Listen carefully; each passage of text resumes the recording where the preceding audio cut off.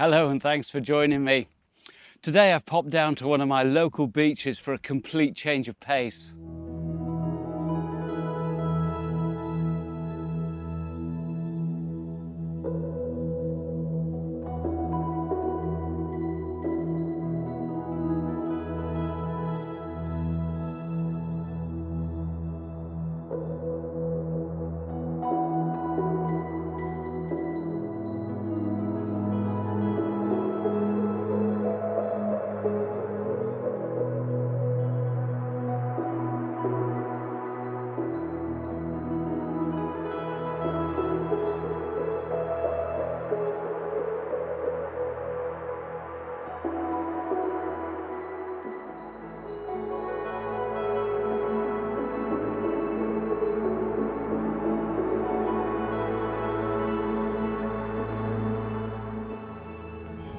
As you probably know, lately I've been doing a lot of long distance hiking in the mountains, and I thought I'd do something completely different this week.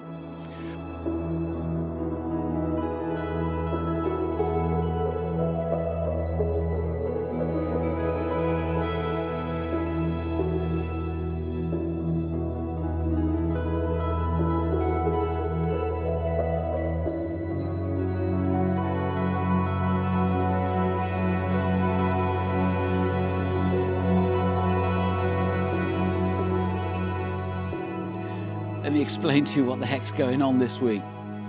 As you might know if you follow my channel for any length of time, an awful lot of my videos are to do with getting up into the mountains for big, long, epic hikes or wild camping even, with the amazing scenery in conditions that I can pick and choose because of where I live. But I thought this week I'd put myself in the shoes of the average holidaymaker. Now, imagine this scenario if you will.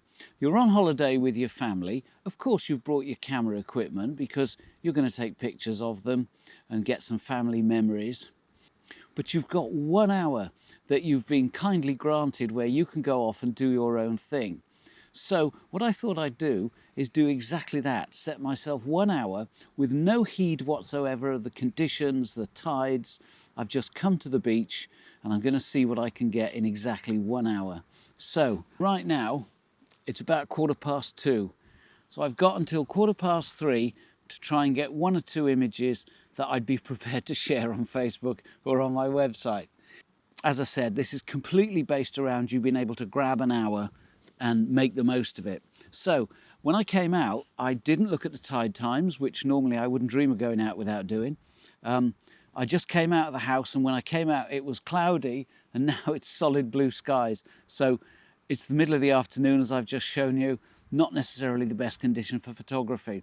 And I hope to be able to demonstrate that even faced with all of that, all you need is your camera and a beach, and we can do some photography.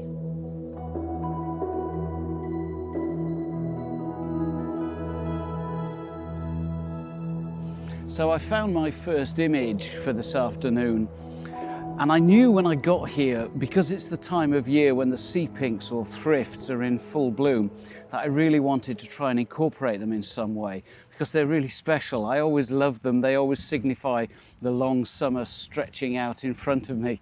Every year I try and capture them, and every year I seem to fail. What I liked about this particular composition though is, even though when you're shooting down a coastline, you do run the risk of your image being slightly unbalanced. Everything's over one side of the image, kind of, because there's not much else you can do with it.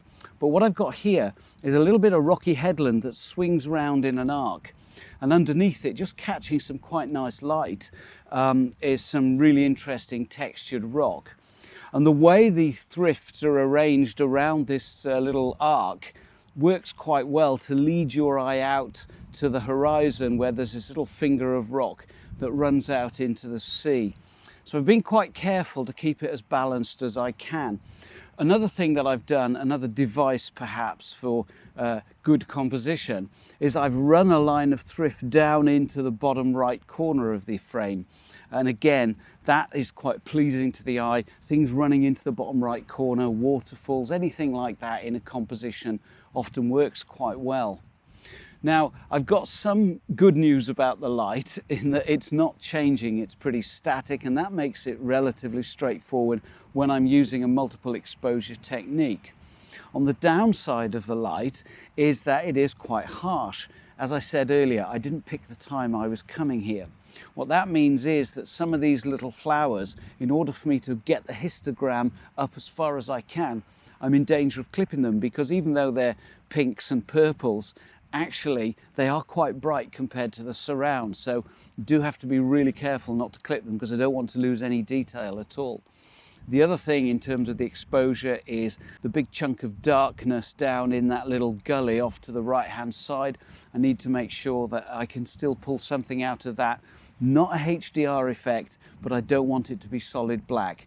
Otherwise it's just going to be a big clump of nothingness in my final image. But I'm pretty happy with this. Technical standpoint, not super difficult. You may notice I've actually got two filters on here. They're both soft graduated filters. One's a 0.6 and one's a 0.9, but I do have them slightly staggered.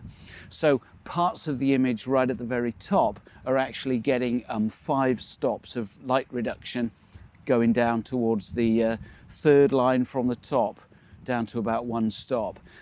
That's because the sky is really bright. I'm not far off shooting directly into the sun, so I need to be careful of that.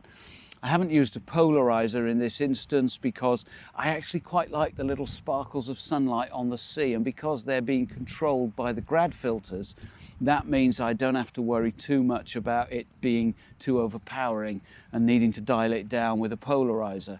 But on the whole, I'm reasonably happy. I've taken 4 exposures, all at the same exposure setting, all at f5.6 with 1/3 of a stop of underexposure dialed in, as I mentioned, just to control those pinks. But other than that, very straightforward. And I've taken 4 images because the first one is only focused about 1.5 feet in front of the lens, all the way out to infinity. So I figure that 4 images will be enough for me to focus stack this. But I'm quite liking the composition. It sort of screams Anglesey in springtime, and that's really what I set out to achieve. So we'll see how it works.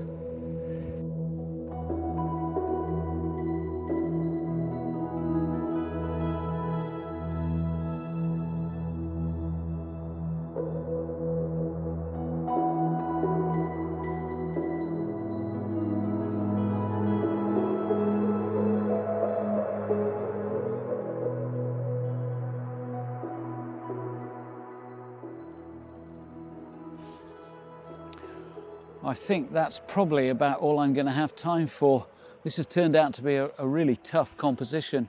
I followed the tide all the way down the beach. Of course, when you come to the coast, one of the things that you're looking for is some movement in the waves. There aren't any today. As I said at the outset, I came here without any thought as to what the conditions were or the tide, specifically to emulate. You've only got an hour, that's all you can work with.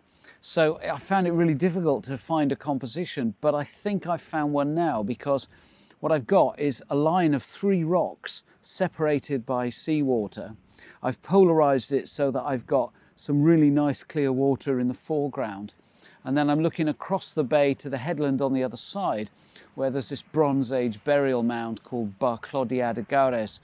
Technicalities of this shot are actually quite complicated. I wanted to smooth the sea out, and I also wanted to give it the opportunity to roll over these rocks a little bit, although I think I've missed the best of it because the tide is dropping off so fast that by the time I got myself set up, I was losing the movement. But we'll see. But I'm running at a 40-second exposure at f10. Now, the reason I've dialed the aperture down that small, rather than go for a focus stack or an exposure blend, is because with a 10 stop, with things changing so fast, that I just wanted to capture it all in one exposure. I'm very happy with the exposure. I think there's an image there.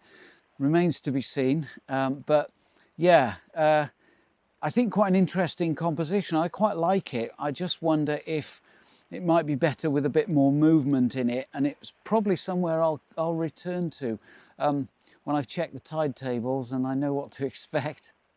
Anyway, I'm not sure I'm going to get any more in this afternoon, so we'll just have to see.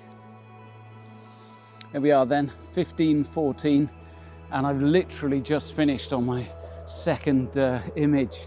So only just pulled it off, and given that I've still got 5 or 10 minutes to walk back to the car, if the lovely Mrs. G was waiting for me and she wasn't such a really nice person, I'd get an earful. Anyway, I hope you've enjoyed this, bit of a change from my normal stuff. And what I'd really like is for you to give it a go. And I'd really like to see how you get on. Now, I happen to be a member of a really interesting Facebook group called UTOGs. A lot of you watching will already have heard of that, but if you haven't, why not pop along and check us out? It's all sorts of images, chit-chat, general photography nonsense to do with YouTube and photography, and it's a really good group, lots of fun, well worth getting involved in that. But if you do take some images and you want to have a go, upload them to that group, hashtag them as 1 hour, and let's have a look, see how you get on. I'll do the same on my Instagram images as well. So thank you ever so much for joining me, as always, really appreciate your company. Oh, and if you haven't done it yet, why not subscribe now and join me next time. Cheers.